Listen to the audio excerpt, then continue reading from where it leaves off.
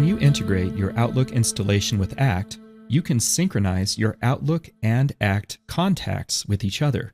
When synchronized, if you add a contact in either program, the synchronization will update that contact record in both ACT and Outlook. In this video, I want to show you how to synchronize your contacts between Outlook and ACT. To begin, click the Tools button in your left navigation. From here, just click the Email Calendar Tools button at the top. And then let me pause here to just take a quick sidebar. Depending on when you created your ACT account, you will see one of two different screens here. I'm going to show you both screens now so that you can verify that Outlook integration is available to you. When you click the Email Calendar Tools button at the top, if you only see one row of buttons like this, then you won't be able to synchronize your contacts the way I'm about to demonstrate in this video. Instead, you should watch the video titled Connecting to Outlook to see how to connect your Outlook account to ACT. To view this video, open a browser and go to act.com/cloudvideos. Then from here, locate the Email Integration section and select this video, Connecting to Outlook. Okay, let's switch to a different view now. If you see three rows of buttons like this when you click the Email Calendar Tools button at the top, then this video applies to you.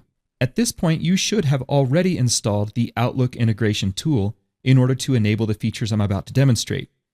If you need help with this installation, again, please direct your browser to act.com/cloudvideos. Then from the email integration area on the screen, scroll down and locate Installing Outlook Google Integration. Once you've installed the Outlook integration, return to this Tools screen. When you click Email Calendar Tools at the top, the first thing you need to do is set up the synchronization preferences. So we'll click the Synchronization Preferences button in the Outlook row. You may have noticed that a file was just downloaded to your browser. Look up here in the top right corner. You'll notice that the name of this file is really strange, but it ends with an AOI extension. That stands for ACT Outlook Integration. So click this file to open it. All this file really is a synchronization preferences window. This allows you to synchronize your ACT cloud data with your installed Outlook application. At the top, notice that the database is already connected. If you need to, you can change the Outlook synchronization between your installed Outlook application to Outlook 365 or your Exchange server. With these options settled, let's proceed to the synchronization area below. In this video, we're going to focus on synchronizing contacts. First, choose which method of synchronization that you want. There are four choices here. Do not synchronize, which will disable any contact synchronizations between ACT and Outlook. One-way sync from ACT to Outlook only, one-way sync from Outlook to ACT only, or two-way sync, which synchronizes ACT and Outlook with each other. When you make a selection here, some additional fields may become visible on the screen. And so now it's time to determine which contacts we'd like to sync with Outlook. To do this, click the Select button, and you'll notice that contract synchronization is based off of groups in ACT. From here, you need to choose which groups you want to synchronize by checking the appropriate boxes.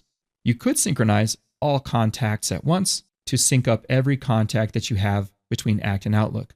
But for starters, I'm going to focus on one group only. The group I want to choose is called Outlook Contacts. In my ACT database, I've added contacts to this group because those are the ones I want to synchronize between ACT and Outlook. I could choose additional groups now if I wanted to, but I'm going to keep it simple with just one group. Next, if we create new contacts in Outlook, we need to choose which group they should be added to in ACT. So I'm going to choose, again, the Outlook Contacts group. Now I'll click OK. And next, we need to identify which is the master record in instances where a contact has been updated in both ACT and Outlook without being synchronized. The one we select here will be considered the master record, and the other will be the one that gets overwritten.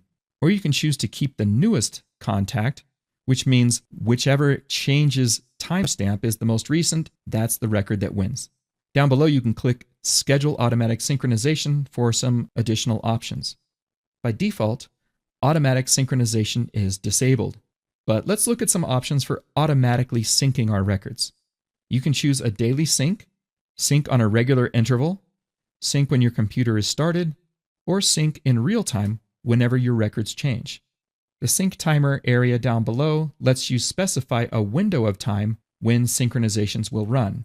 So if you don't need to be syncing in the middle of the night, you might consider changing the setting to something like 7 a.m. to 6 p.m. Finally, the login delay will let you stall the synchronization from taking place while your computer reboots. So if you know it takes a good 5 minutes for your computer to start up, maybe put 10 minutes here so that a sync won't happen during your computer's startup procedures. I'm going to keep my auto sync disabled though, so I'm going to click cancel. Now when we click OK to the synchronization preferences window, Act should be ready to perform synchronizations for us. Usually it will ask you if you want to synchronize between Act and Outlook now, and you can just click yes to begin this synchronization process. I'm going to click no to show you how to manually start a synchronization from within Act. From your Tools menu, when you click Email Calendar Tools, you should see a Synchronize Now button. When you click that button, another AOI file will download to your browser.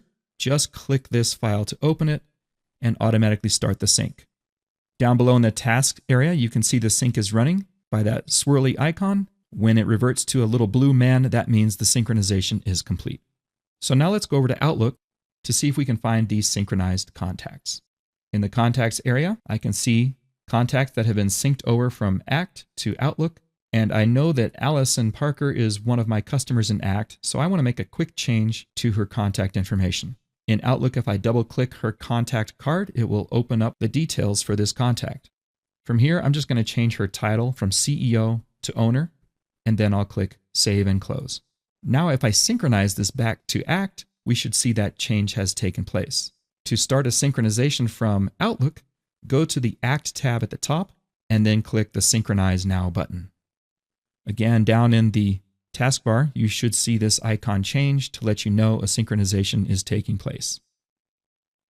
Once it's complete, I'll go back into my Act database, and I'm going to look up Allison's contact record now. When I go to her detail view, I can see that her job title has been effectively changed from CEO to owner in Act as well. So this shows that we've achieved a successful synchronization between Act and Outlook going in both directions.